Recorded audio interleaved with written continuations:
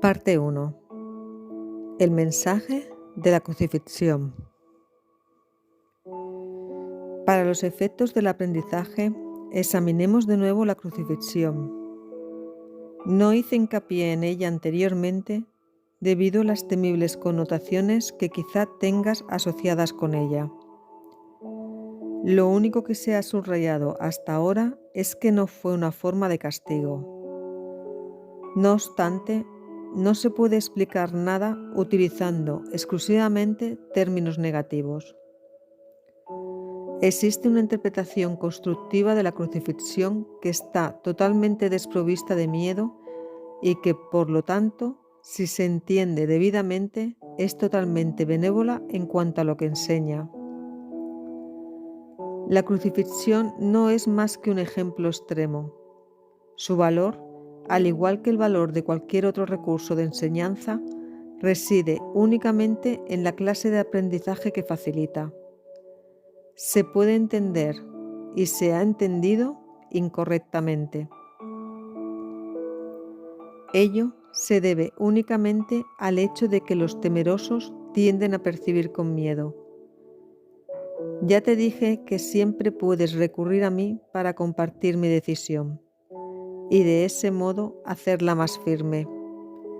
Te dije también que la crucifixión fue la última jornada inútil que la filiación tuvo que emprender, y que para todo aquel que la entienda representa la manera de liberarse del miedo. Aunque antes solo hice hincapié en la resurrección, no aclaré entonces el propósito de la crucifixión y la manera en que ésta, de hecho, condujo la resurrección. Ese propósito, no obstante, tiene una aportación muy concreta que hacer a tu propia vida, y si lo examinas sin miedo, te ayudará a comprender tu propio papel como maestro. Es probable que hayas estado reaccionando durante muchos años como si te estuviesen crucificando. Esta es una marcada tendencia de los que creen estar separados, que siempre se niegan a examinar lo que se han hecho a sí mismos. La proyección implica ira. La ira alienta la agresión y la agresión fomenta el miedo. El verdadero significado de la crucifixión radica en la aparente intensidad de la agresión cometida por algunos de los hijos de Dios contra otro. Esto, por supuesto, es imposible, y se tiene que entender cabalmente que es imposible. De lo contrario, yo no puedo servir de modelo para el aprendizaje. En última instancia, solo el cuerpo puede ser agredido. No cabe duda de que un cuerpo puede agredir a otro y puede incluso destruirlo. Sin embargo, si la destrucción en sí es imposible, cualquier cosa que pueda ser destruida no es real. Su destrucción, por lo tanto, no justifica tu ira. En la medida en que creas que la justifica, estarás aceptando premisas falsas y enseñándoselas a otros. El mensaje de la crucifixión fue precisamente enseñar que no es necesario percibir ninguna forma de ataque en la persecución, pues no puedes ser perseguido.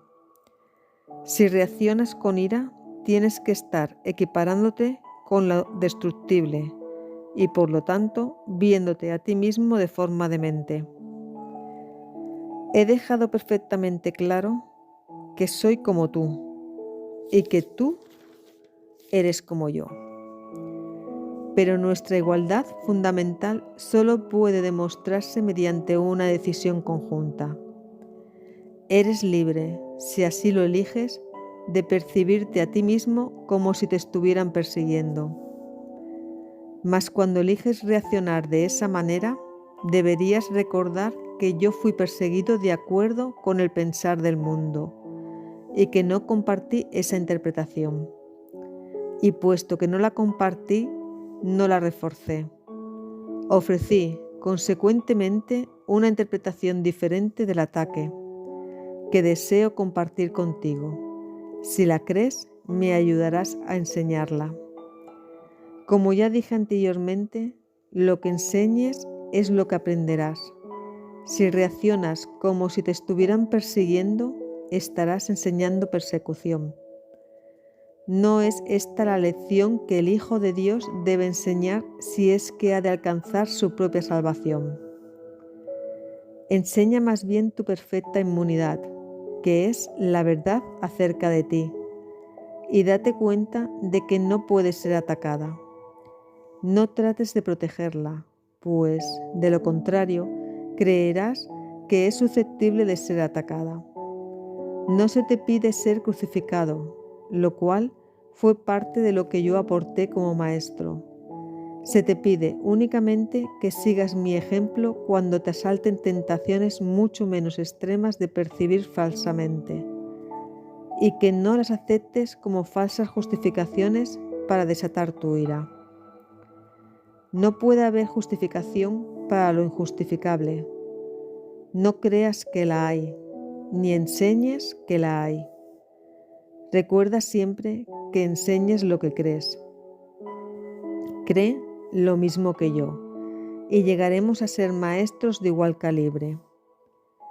Tu resurrección es tu redespertar. Yo soy el modelo del renacimiento, pero el renacimiento en sí no es más que el despuntar en la mente de lo que ya se encuentra en ella. Dios mismo lo puso allí, y por lo tanto es cierto para siempre. Yo creí en ello, y por consiguiente lo acepté como la verdad. Ayúdame a enseñárselo a nuestros hermanos en nombre del reino de Dios, pero cree primero que es verdad, pues, de lo contrario, enseñarás mal. Mis hermanos se quedaron dormidos durante la supuesta agonía del huerto, pero yo no pude haberme indignado con ellos porque sabía que no podía ser abandonado.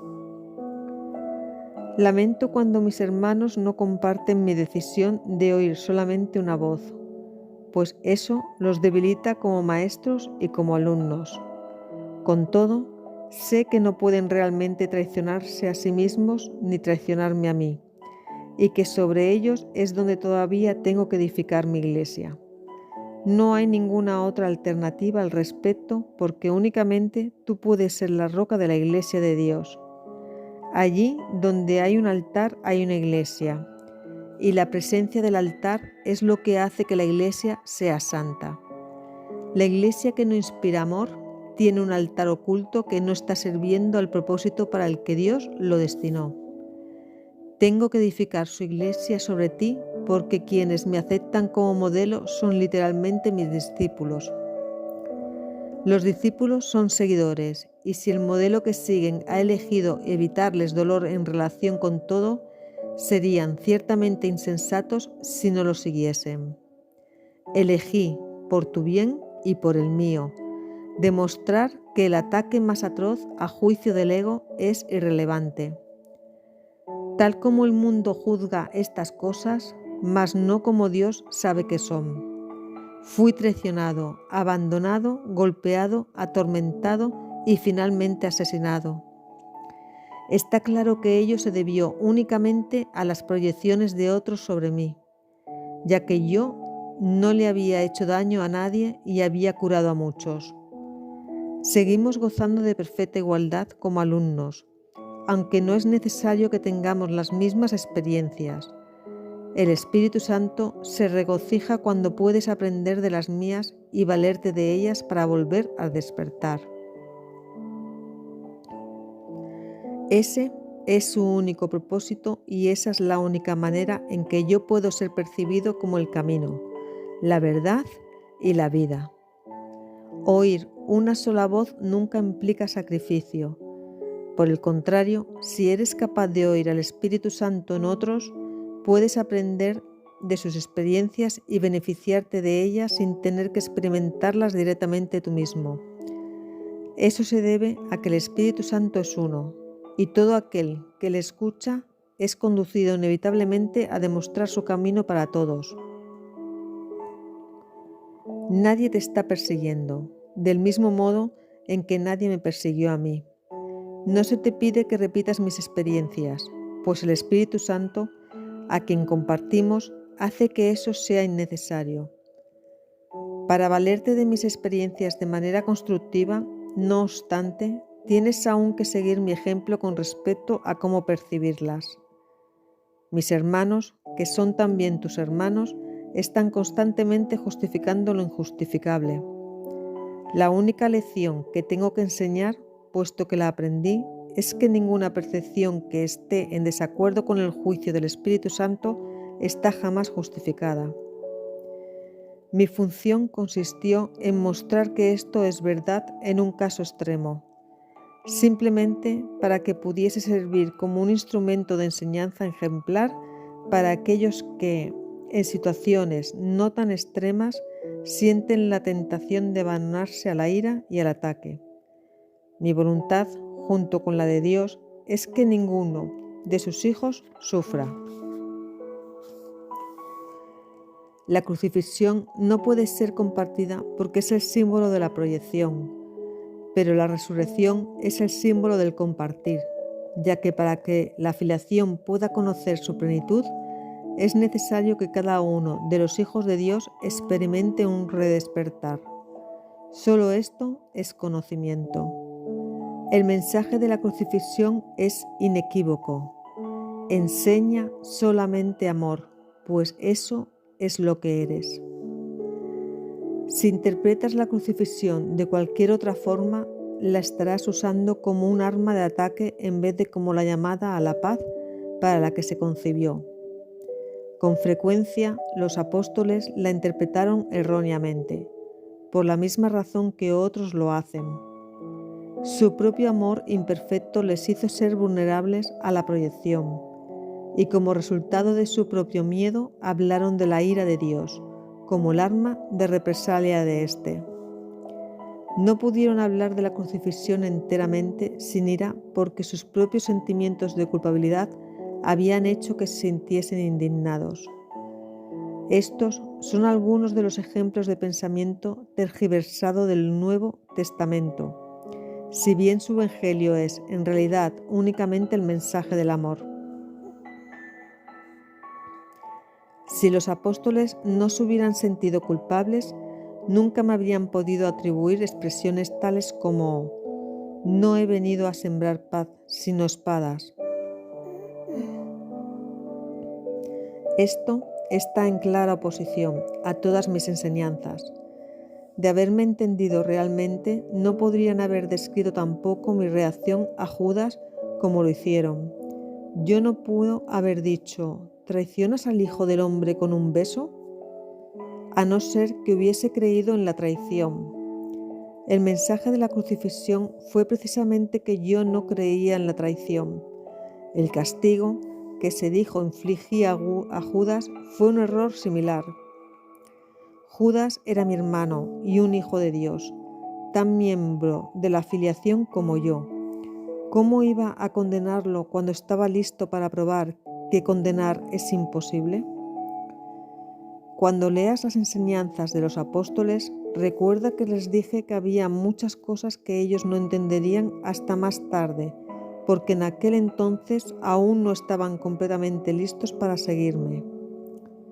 No quiero que dejes que se infiltre ningún vestigio de miedo en el sistema de pensamiento hacia el que te estoy guiando. No ando en busca de mártires, sino de maestros. Nadie es castigado por sus pecados, y los hijos de Dios no son pecadores. Cualquier concepto de castigo significa que estás proyectando la responsabilidad de la culpa sobre otro, y ello refuerza la idea de que está justificado culpar. El resultado es una lección acerca de cómo culpar, pues todo comportamiento enseña las creencias que lo motivan. La crucifixión fue el resultado de dos sistemas de pensamiento claramente opuestos entre sí. El símbolo perfecto del conflicto entre el ego y el Hijo de Dios. Este conflicto parece ser igualmente real ahora, y lo que enseña tiene que aprenderse ahora tal como se tuvo que aprender entonces. Yo no necesito gratitud, pero tú necesitas desarrollar tu mermada capacidad de estar agradecido. o no podrás apreciar a Dios. Él no necesita que lo aprecies, pero tú sí. No se puede amar lo que no se aprecia, pues el miedo hace que sea imposible apreciar nada. Cuando tienes miedo de lo que eres, no lo aprecias y por lo tanto lo rechazas. Como resultado de ello, enseñas rechazo. El poder de los hijos de Dios está presente todo el tiempo porque fueron creados para ser creadores. La influencia que ejercen unos sobre otros es limitada y tiene que usarse para su salvación conjunta. Cada uno de ellos tiene que aprender a enseñar que ninguna forma de rechazo tiene sentido. La separación es la noción del rechazo. Mientras sigas enseñando esto, lo seguirás creyendo.